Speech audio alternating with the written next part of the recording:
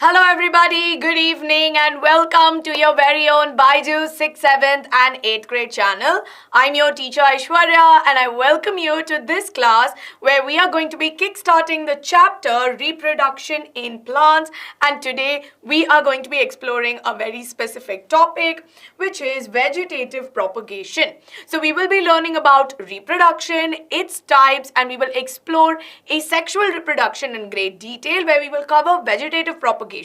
So I hope all of you are excited for today's class, and very quickly students, please do let me know if my audio, my video and my screen and whatever I'm writing on the screen is visible to all of you. If it is, please do give me a quick thumbs up to let me know that we are good to go. So good evening to all of you who are here. Now, first and foremost, once again, I would like to wish all of you a very happy Children's Day. It's your day and you guys are the very best. So good evening all of you. Good evening. Anushka, I will get back to you. I actually did not get time to read up on that. I'm really sorry. But how about I get back to you by today evening? I'm sorry, earlier I could not do that. Thank you so much. Awesome. Okay, now as I can see, many of you are here, and as you know, when you come to my class, if you've been very regular to my class, then you know the drill. Or in case if you're very new, I welcome you to Byju's 6th, 7th and 8th grade channel. Now, of course, for grade 7 students, we are kickstarting the last chapter in your syllabus, which is going to be reproduction in plants, which means by next week, we will be done with your entire biology chapters list, right? And that way, we will get started with your practice as well. So when you come to class, make it a point that all of you here have your notebook and your textbook ready. Please have your stationery ready. Please have your water bottles ready. And of course, a quiet place to study. Now I know that most often than not, whenever I say how long is today's class going to be, I keep saying 30 minutes, 40 minutes, 45 minutes. Then I end up teaching for 1 hour, 1.5 hours, okay? So I'll try my best not to do that. So hopefully, in today's class, I'll try to finish it up in 40 minutes because we are just going to do an introduction to reproduction and we will do vegetative propagation, right? So I will do these two topics only, and I'll make it a point that I don't go haywire or extend beyond 40 minutes in our class today. Yes? Okay. So now, as you all know, something that I religiously practice is to have a like leader in the class. Now, of course, today's like leader will be Harshita, because Harshita says I promised her, so I'd like to keep my promise. And Catherine. Okay. First name that I saw is Harshita and Catherine. You guys are going to be our like leaders. And how about we get started with 100 likes on this video? So don't worry. See, like I said, it's not that if you're not going to be a like leader today, you will never be a like leader. It's something that I keep doing on a rotational basis. So you can keep hitting the subscribe button, being regular to my class, and you will definitely have a chance, right?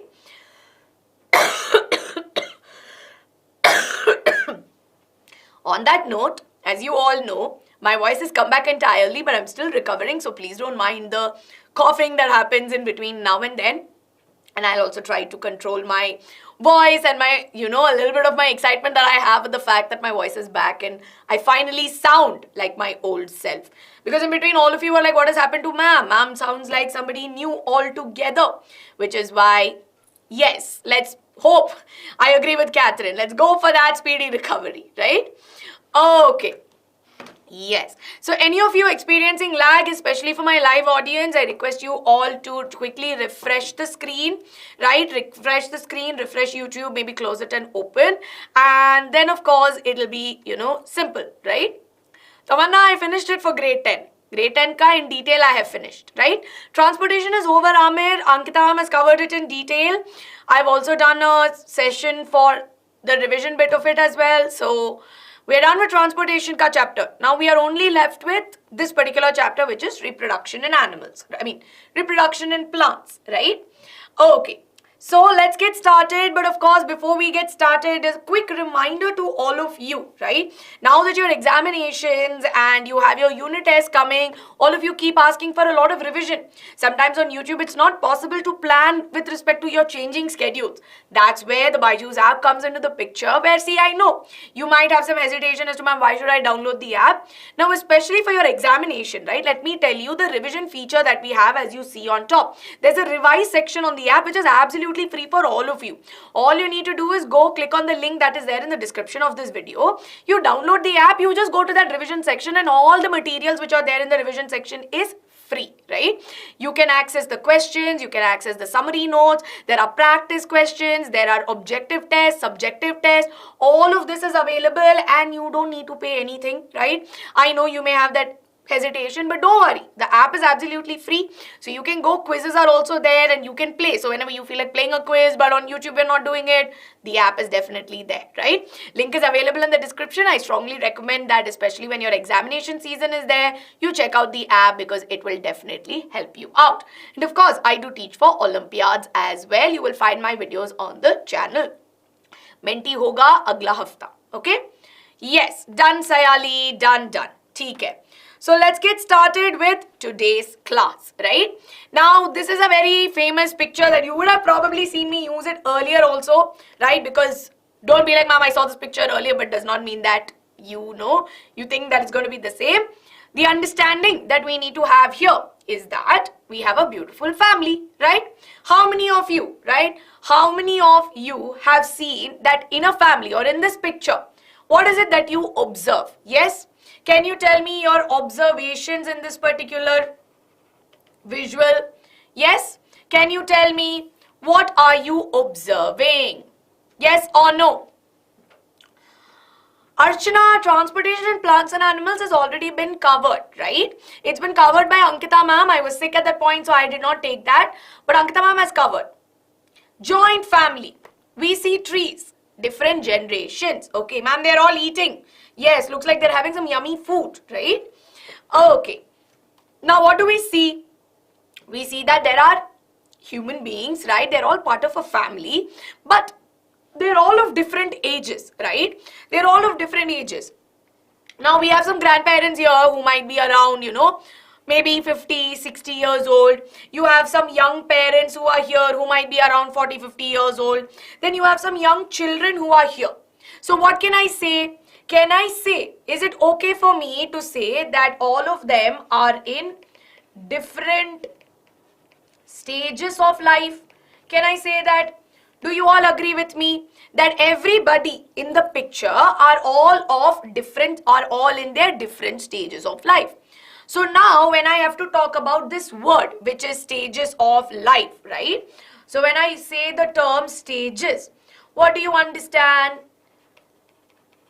They are all at different phases of life, or they are all at different ages or age groups, right? So we know that there will be some young babies who are there who are under 1 year old.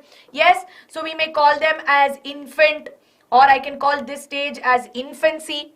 Now as the child becomes older, right? Maybe 2 years, 3 years, 5 years, 6 years, they enter into their next stage, which is childhood, right? So they go into the next stage, which is childhood. Now, this is a stage up to maybe 10 years or 11 years, right? Then after that, they enter or they become teenagers. So slowly, all of you also eventually will become teenagers, or what we will call this phase as teenage. And finally, what will happen after they become teenagers? Then where do they enter, or what phase do they enter? They will enter into adulthood. The phase that I'm in right now, I'm an adult, right? So I'm in my adulthood at this point.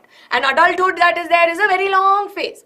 After which, when we reach about 50, 60, so adulthood may also you have young adults, not young adults, but rather I would say that you have, you know, middle age and all of that included. But end may, what happens? We all become old, right? Become old, our body becomes wrinkled, white hair. These are all ways in which we characterize that. So this is what we will call as old age. But after old age, do we continue to live forever and ever? Do we continue to live forever and ever, where 100, 200, 300, 500 years we are all living? One individual is living for 300, 500 years? Yes or no? Does that happen? No, it does not happen. Because after a point, right, so we see that they will finally, their life will come to an end. So we see that there are different stages of life that exist between when a person is born, right, to when they die. Yes, so there is a period up until which there is a period between birth and death, wherein different stages of life exist. And what do we call this as? We call this as a lifespan of a living organism. What is a lifespan? Period of life. Please write this down so that later you are not confused once again. So a lifespan is basically the period between birth and death of an organism. Simple, right? Easy peasy. And again, to Arush and many others who've just come in, happy Children's Day to all of you. Lots of love, wishing you only happiness and prosperity, right? Okay, so now that we have understood lifespan, we've understood that there are individuals who are at different stages. Now, this concept of lifespan that we learned, is it only for human beings, or does it include for plants, microorganisms, animals, right? Yes or no? Is it only for human beings that all human beings have a lifespan between birth and death, but no other animal has this? No, na? It is applicable to all other living organisms also. So when you look at plants, we know that even in the case of plants, we observe their growth. There is a specific period of time from when a plant grows and eventually they'll become into, their mature phase. We may not use terms like childhood. There's no we don't use the term as this plant is in its childhood. We may not use those terminologies. But in the case of plants also, what do we see? We observe, right? We observe that they also grow, or they also have a specific lifespan. Now this right here is important to understand, that all living organisms have a specific lifespan between birth and death. Now if this is the case, right, if this is the case that there's every living organism that exists, right, or has a set lifespan, how do they continue, right? So if, let's assume a human being, right, let's assume that an average human being's lifespan is 60 years. I am assuming, it is not the case. This is not any proper one, right? Now, if it is 60 years, what will happen after 60? If all human beings can survive, hypothetically, survive only till 60 years, then after a period of time, if there is a set population, right? Let's assume there were 10 human beings in Earth. This is for our understanding. There were 3 human beings on Earth. Now what happened? They all reached the age of 60 and finally they no longer exist, right? Does this mean that there are no more human beings alive? No, that is not the case. Does this mean that there are no more human beings that will ever exist on the world? No. Even then, we see, right? Even then, we see that there are human beings. Every human who has finished his or her lifespan, we see that it's not that human beings as a species, right, as a group of organisms have stopped to exist. They still exist. If I go 100 years back, I'll find humans. If I go 200 years back, I'll find humans, right? I will still find the same living organisms. Then, what has happened, right? How is it that the population or this number of human beings have continued to grow if every human being has a set lifespan? What has happened? What process is happening? Yes, very good, Catherine, and many others. The answer is reproduction, right? So what is reproduction?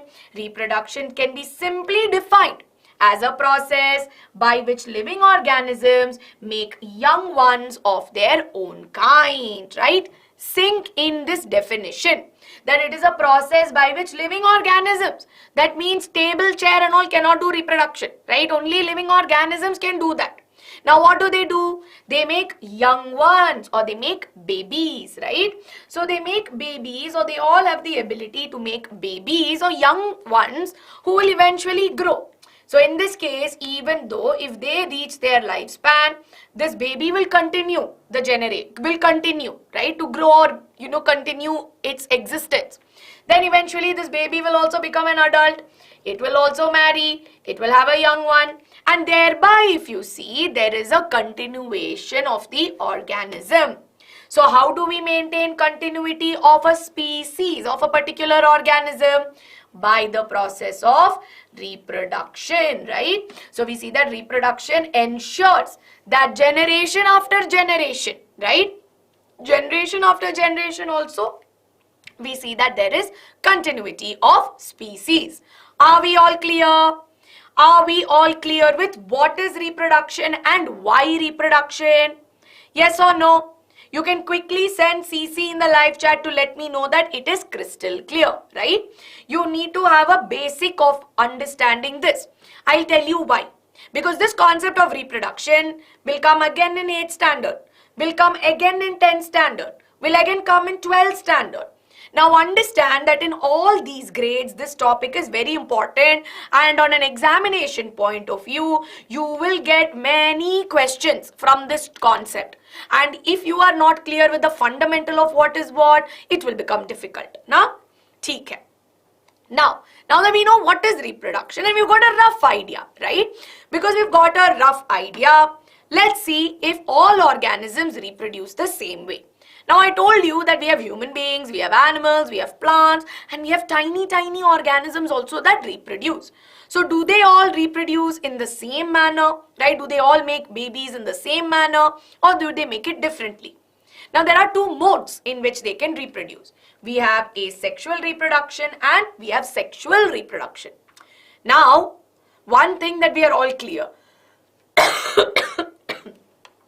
is that when a living organism makes a young one, this living organism which is making the young one will be an adult, right? And they will make a young one of its own kind. Yes?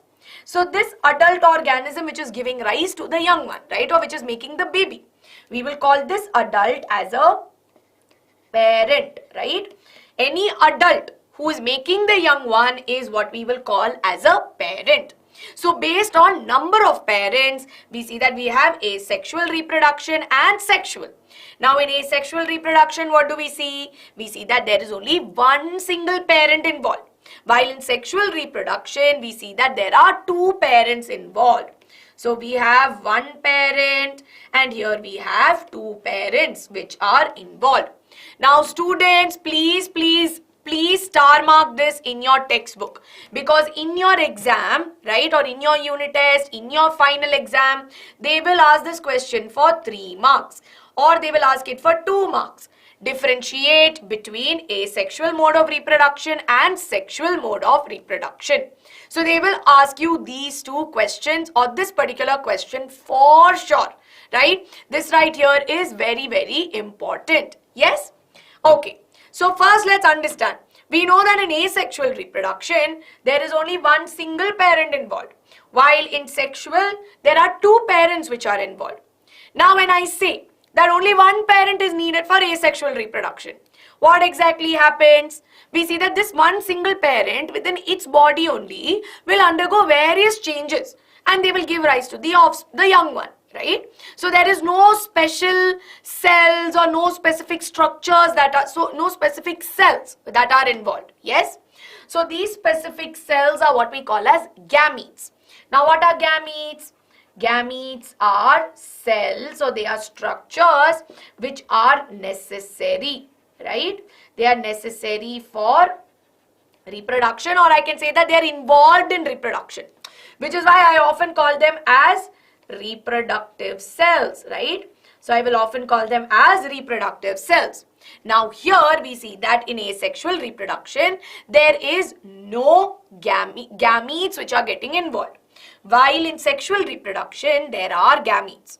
Because you see, there are 2 parents, which means that there is a male structure involved and a female structure which is involved. Now when I say male and female are getting involved, how are they getting involved?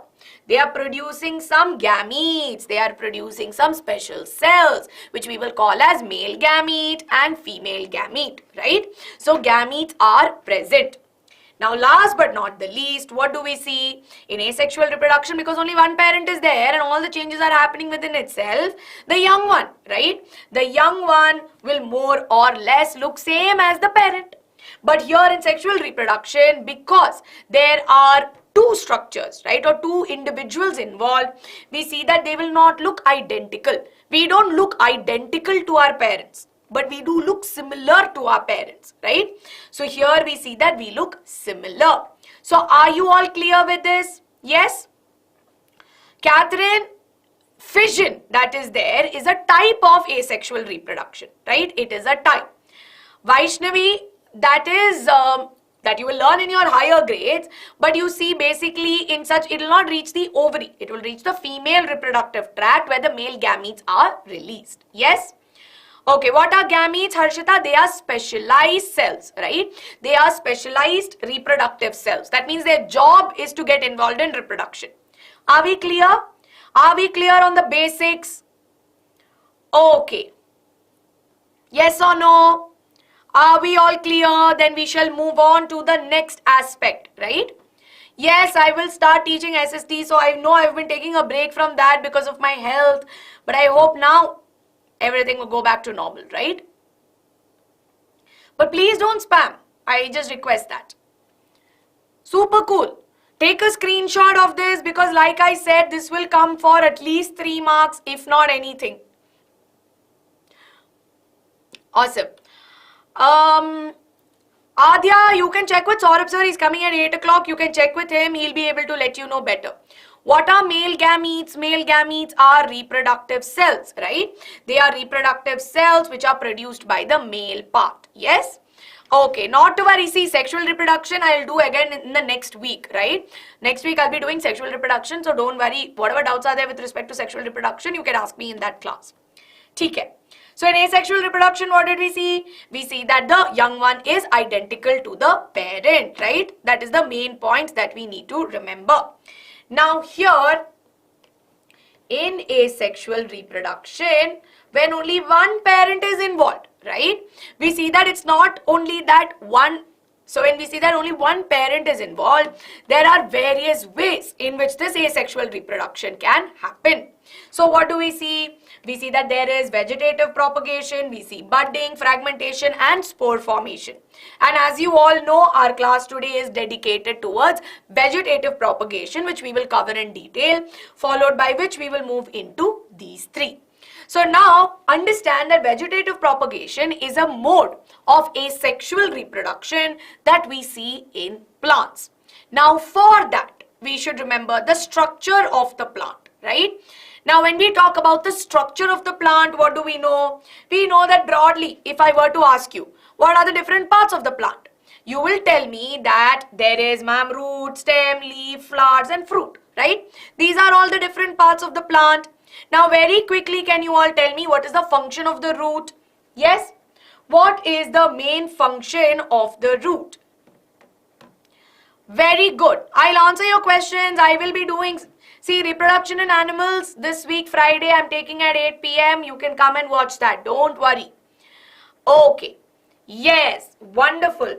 What is the main function of the root? The root that is there mainly helps with absorption of water and minerals, right? So the main function here is absorption of water and minerals. Now next we have the stem. What does the stem do? If I were to ask you what is the main function of the stem, you will tell me, ma'am, the main function is to connect the roots to the leaf, the flowers and the fruits, right? So here the stem that is there helps with transportation, right? So we see that the stem that is there mainly helps with transport of substances. We could say that. Now next we have the leaves. Now if I ask you what is the function of the leaf, what will you tell me? Like, ma'am, such an easy question. The leaves that are there help me to do help the plant do photosynthesis.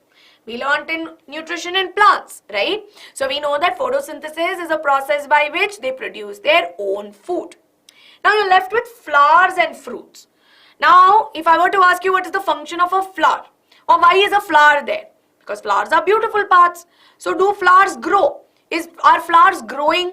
Because, you know, we love flowers, they look pretty and, you know, they know that we want to pick it and use it for Diwali and make rangoli out of it.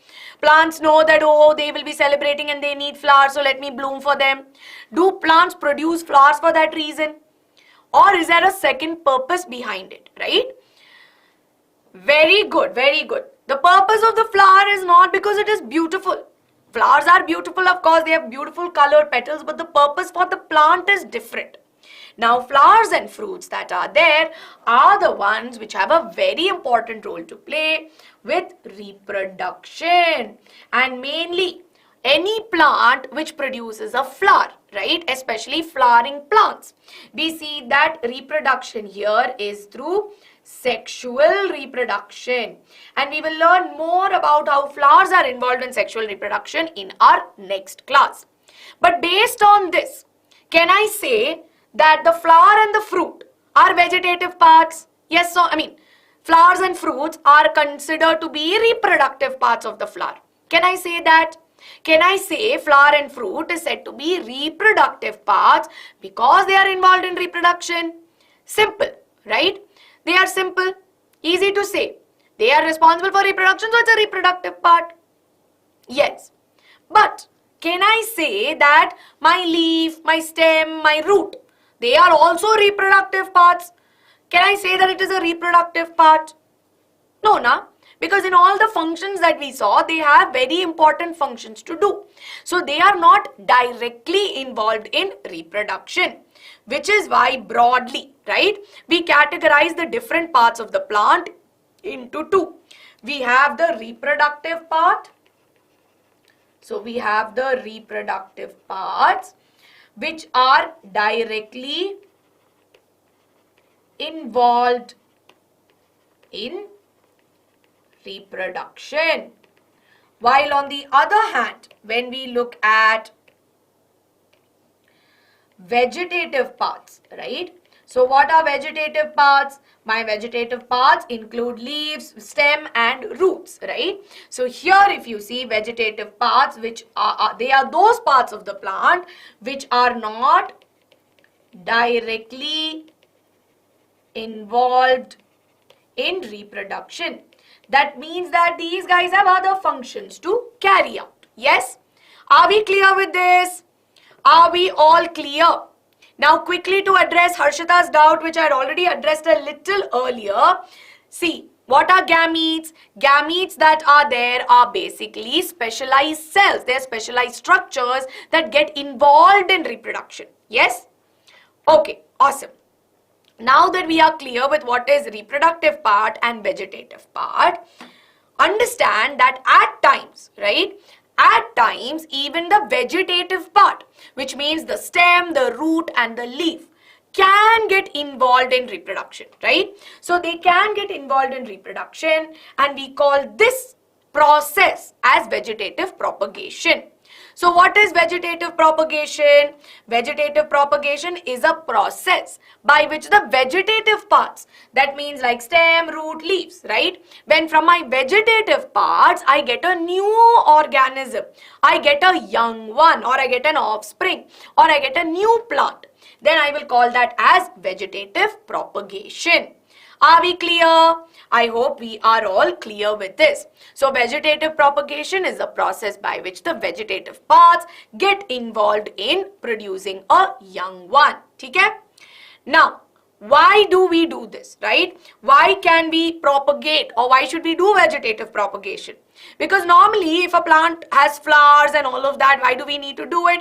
Because normally in vegetative propagation, we see that plants grow faster, right? So we are able to get more plants in a shorter period of time.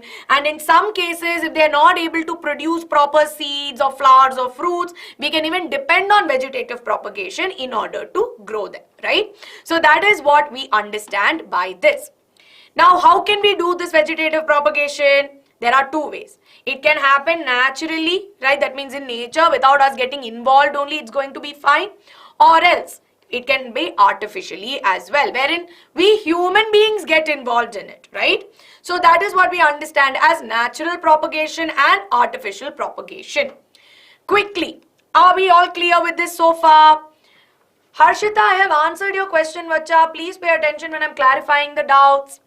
We will be doing that soon, Tanushri. Don't worry, mostly next week. Okay. Now, is root a vegetative part? Yes, root is a vegetative part of the plant. Okay. Awesome.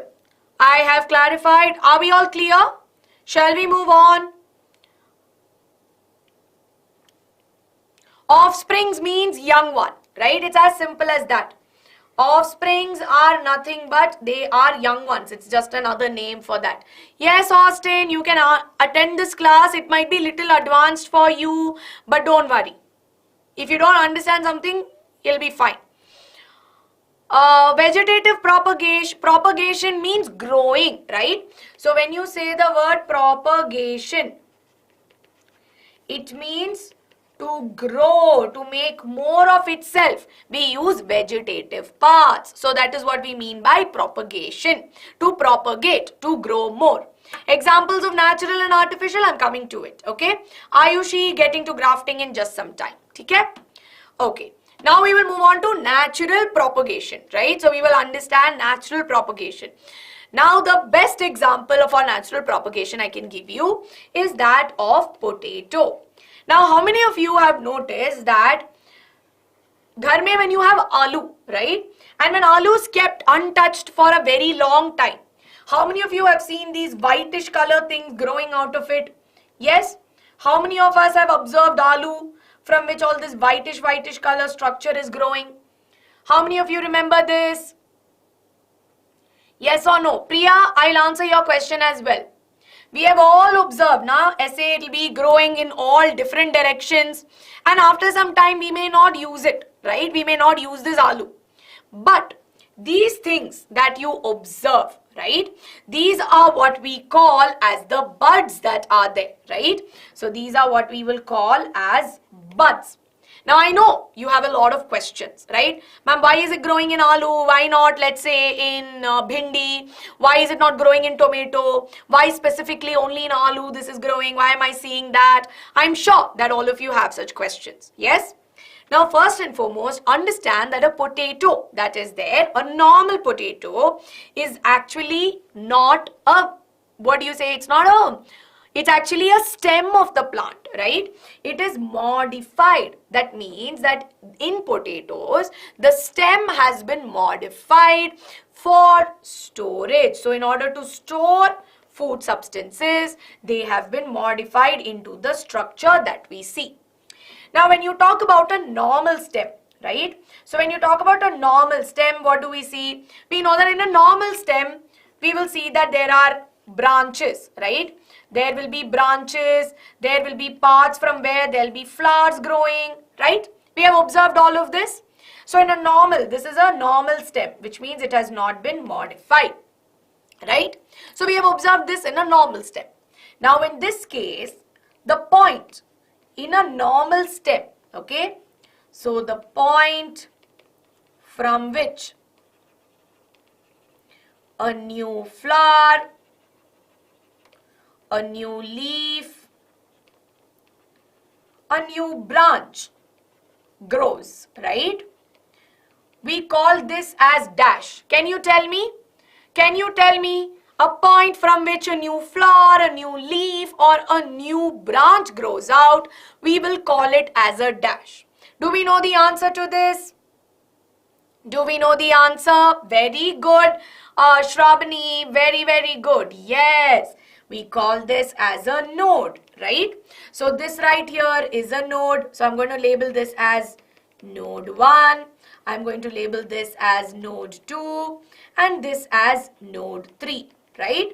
So a node is a point from which a new flower, a new leaf, or a new branch arises. That means that is the point from which some new growth happens, okay? That is what we need to understand. Something new is growing from this node only, right?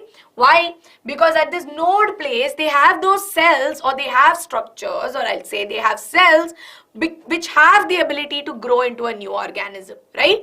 So that is what is a node. Now, can you see that between node 1 and node 2, there is one place, right?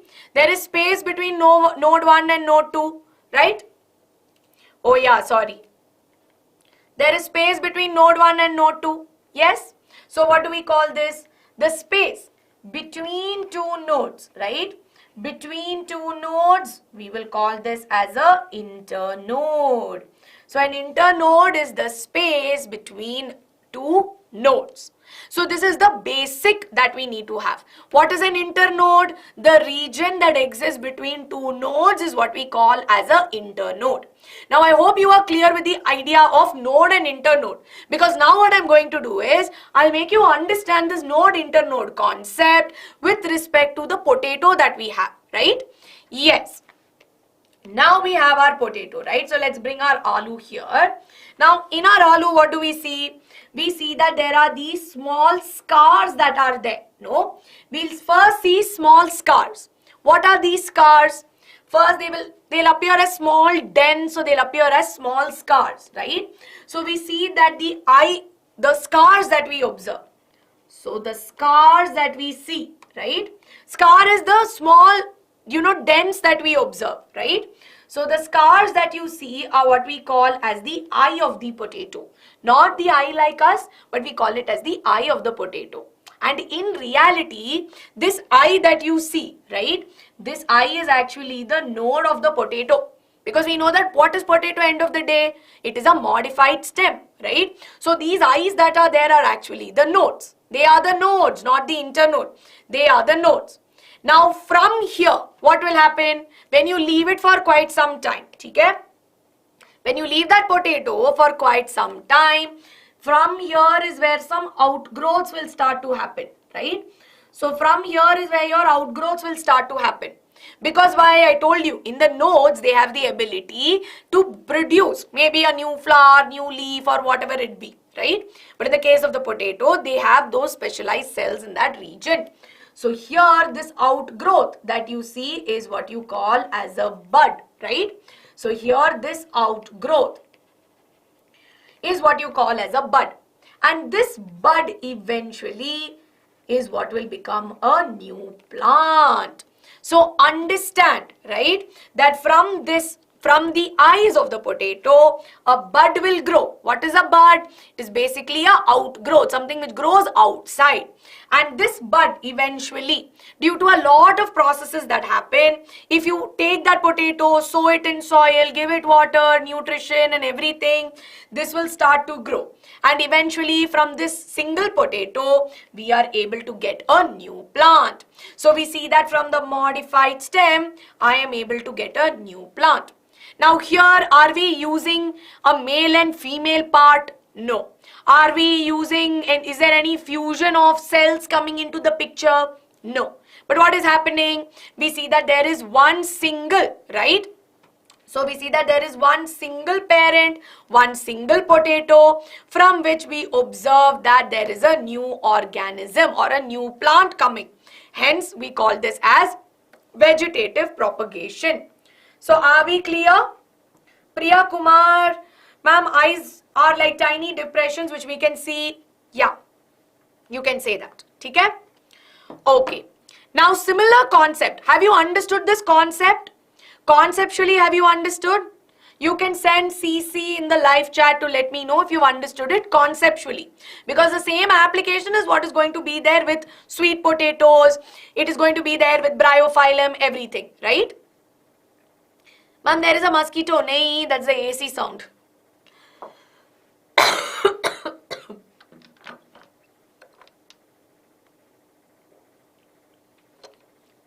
So quickly to revise, right? Quickly to revise, in the potato is an example of a modified stem, and on the surface of the modified stem, which is the potato, we see that there are small depressions that we see, which we call as eyes. Now the eyes of the potato are nothing but the nodes. Now from the nodes, we observe that there will be outgrowths, right? And we call this outgrowth as a bud. Now when this bud or when that potato with buds is sown under the soil, given optimum conditions or ideal conditions to grow, it will grow into a new plant, which is why we call this as vegetative propagation, because we are utilizing the vegetative parts. Yes, difference between eye and bud. Eye is the node in the potato, right? And similarly, in the case of bud, it is the outgrowth. Okay? Same concept applies for roots, right? So here we have sweet potato, which is an example. Now this is an example of a modified root. Now similarly, in this case also, we observe that there will be small outgrowths called as buds. If we sow that in soil, from this we will get a new plant, right? So this is what we see wherein we use vegetative propagation through root. Now here sweet potato, dahlia, they are all examples through which we can do vegetative propagation by root. Yes? So I hope that you are clear. Is it harmful to use? Not really, but preferably people don't use such potatoes because the composition internally would have changed. That's why we normally don't use potatoes which have excessive buds on the surface. Not like it's toxic, but normally it is not useful, right? Thank you, Manushri. Thank you so much. So now we are clear. Last may we have leaves, right? Now, bryophyllum is an example where if I take the leaf of a bryophyllum, from one leaf only I will be able to get a new bryophyllum plant, right? Yes. So now here, what do we observe? We see that on the surface of the bryophyllum, there will be notches, right? Or there will be specific points from which it has the ability to grow into a new plant, right? Or new buds that are there can arise. So from here, what do we observe? We see that small ones will grow, and after a point they will detach, right? They will get detached from this, they will fall on the ground, and then each of it but each of this will grow into a new plant, right? Now many of you have a question, ma'am, but I thought only nodes say those new plants can arise. That is in the case of a modified stem. But in modified roots or in modified leaves, like in the case of bryophyllum, not modified I would say, but in the case of leaves of bryophyllum, they have that special ability where they have those specialized cells which can grow, right? That's why not all roots can be propagated, right? Or not all leaves can be propagated. But in stem, that ability is there. We can maybe propagate it through stem also, right? That's why many of you are asking me about money plant. What about creepers? What about money plant? In all of those cases, in the case of money plant also, we observe that on using the stem, we are able to propagate it, right? It is a type of asexual reproduction only. Yes? So are we clear? This is all about vegetative propagation in stem, root and leaf. Yes? Okay. Once more quickly, leaves we have bryophyllum. Now in the bryophyllum there are specific points which we will call as notches. Notches are basically specific points from where outgrowths or buds happen, right? Which is why in this particular case, once they grow after a certain period, they will detach. They will fall off into the ground. And once they fall off, we see that then from that they'll of course get ideal conditions and nutrients and everything. And then they will grow into a new organism. Satayu Deb, I would suggest that you go and register in the website, right? Or if you download the app also, you will be able to get details for the Byju's Tuition Center offline details, right? So the details will be there. At the moment, I'm not able to recall. So that's why I'm redirecting you to a page. I hope that you are not having an issue. Now I will pause for 1 minute and I'll quickly check with all of you as to how many of you are experiencing a lag in the session. So before I move on to artificial mode of vegetative propagation, would like to quickly check how many of you are experiencing a slight lag. Many of you experienced a lag, is it? Ma'am, no lag. Okay. But were you able to listen to most of the explanation? I hope that to my live students, I understand. So this has been a technical difficulty from YouTube's end, which we're trying to sort out. It will take us some time. So please be patient with us because we've been experiencing this quite a bit. Yes, I know. There has been this lag issue. It's been there for some time. The team is resolving it. But okay, not a problem. Cool. Now it's fine. It's running on my screen. Like the session is running side by side on my screen as well. So don't worry. Okay. Bryophyllum reproduction with the help of leaves. So Mithil, hope I have answered your question. Okay? Okay. मेरी हिंदी उतनी अच्छी नहीं है. When I explain in Hindi, it's not that great. That's why I resort to English. I'm trying to make sure I use simple English language only so that you are able to understand it better. Right? Okay. So quickly we will look at artificial propagation. Now what is artificial? That means we as humans will get involved, right? We will get involved. Now, how many of you have money plant, right? How many of you have money plant at home? Yes? How many of you have money plant? Jaldi se. Ghar pe, how many of you have it? See, Ankita ma'am has a lot of money plants in her house. Let me tell you that, right? So I know many of you, if you look at Ankita ma'am's house, or if you ever get a chance to actually, maybe I'll ask Ankita ma'am to share some pictures, right? But if you see her house and you see, on the top, you will find so many plants, out of which maximum will be money plant, right? Even in our table where we sit together, there is a money plant which is kept because it's easy, right? It is easy to grow. Now, what do you do in a money plant?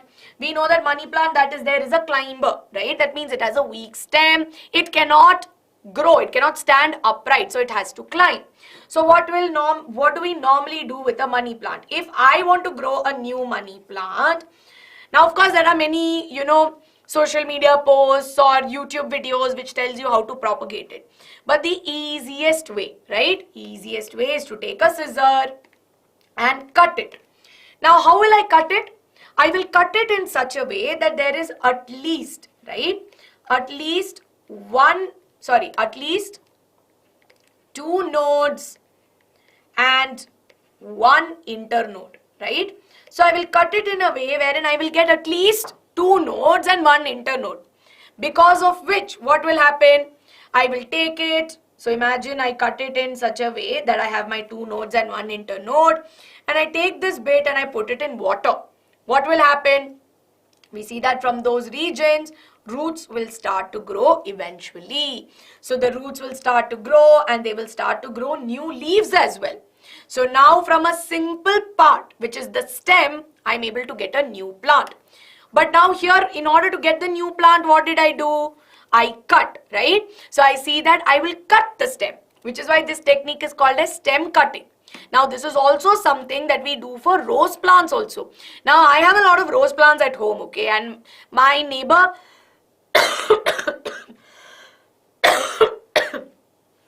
so my neighbor auntie, if you look at, we have a common terrace garden. So, if you look at our terrace, right? If this is my terrace, this whole line of my terrace is filled with roses. Pura ka pura you will find roses there. White, pink, red, some mixed colors that have come up, yellow color, all forms of roses, right? And the best way to cultivate rose is by using stem cuttings, where you take a part of the parent plant and then you grow a new plant out of it, right? So this is one mode of it, which is what we call as stem cutting. Then, of course, these are going to be some additional techniques which are a little outside your textbook that I'll tell you about. We have layering as well, right? So, we see that we have layering as another technique wherein what you will do, you will take the parent plant, and if this is the stem, now imagine this is the parent plant, okay? Some jugaad I'm doing right now. Imagine if this is the parent plant. I take a part of the stem and I put it under the ground. But I am not detaching it from the parent. Okay? This bit I will put it under the ground and I will keep the node part of it inside the ground. What will happen with all the water and nutrients and everything which is provided? We see that this will grow into a new plant. So here, when you will take a bit of the stem, put it under the ground and you put the nodal part, from the node a new plant will start to grow, and eventually you cut it and you keep layering it, right? So you'll keep layering it under the ground such that you get more and more such new plants. So this is all about layering, right? Where you take a part of the stem and then you will put it under the ground, so that niche from the nodal region you will have the roots grow and eventually new plants will arise. Now another one that is there is grafting. Right? In grafting also normally we use the stem. But here in grafting, we don't take the stem from only one single plant. But we see that we will take it from two plants. So this top part we will take it, or the upper part of the stem we will take from one plant. The lower part we will take it from another plant. Yes? And then I'll tie it together. And eventually they will grow into each other. So what will happen? I'll get a mix, right? I will get a mix of both plant 1 and plant 2. So that is what we understand as grafting. So quickly, if I were to have one rose plant, so I'll make you understand this better. Now this is one rose plant, okay? It's very ugly looking rose. And I have a yellow color rose. Yes?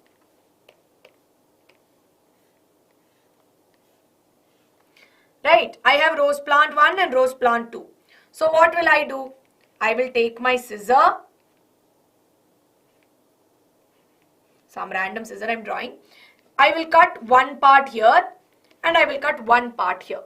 Now what will happen is, I mean not exactly the same, I'm giving you a rough idea. Now let's assume this is 1 and this is 2. So I've taken two parts of two different plants. So here this is from my first plant, right? One part of it, and this is from the second part.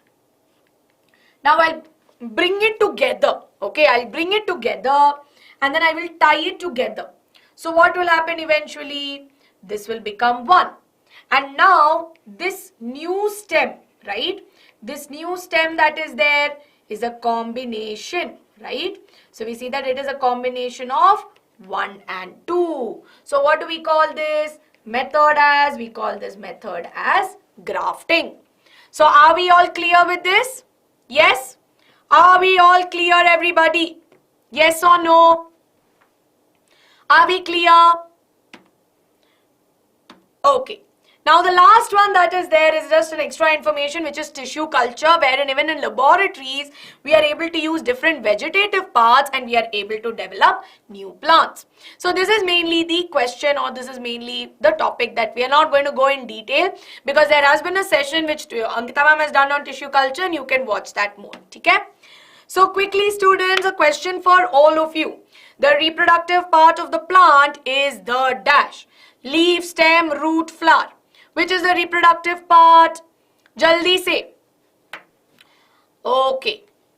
Who is ignoring here? Nobody is ignoring anybody. Very good, Catherine. Very good. Super proud. Very good, Harshita, for both of you for being very proactive like leaders today. Yes. Easy peasy question. We know that in the case of plants, we know that there is a reproductive part and we know that there is a vegetative part, right? So we have vegetative parts also. Now leaf, stem, root are all vegetative parts, which means that in this particular case, the flower here is the reproductive part. Now quickly, let's move on to one more question. Bryophyllum can reproduce with the help of dash. Stem, leaf, root, flower. Bryophyllum can reproduce with the help of dash. Is it stem, leaf, root or flower? Yes? Very, very good. We discussed about bryophyllum, right? We know that this is a very important example and I hope that all of you are clear. Very good. Bryophyllum reproduces with the help of its leaves, right? On its leaves, we know that there are notches. There are specific parts from which a new bud arises. Then when it will detach and fall on the ground, that bud will become into a new plant.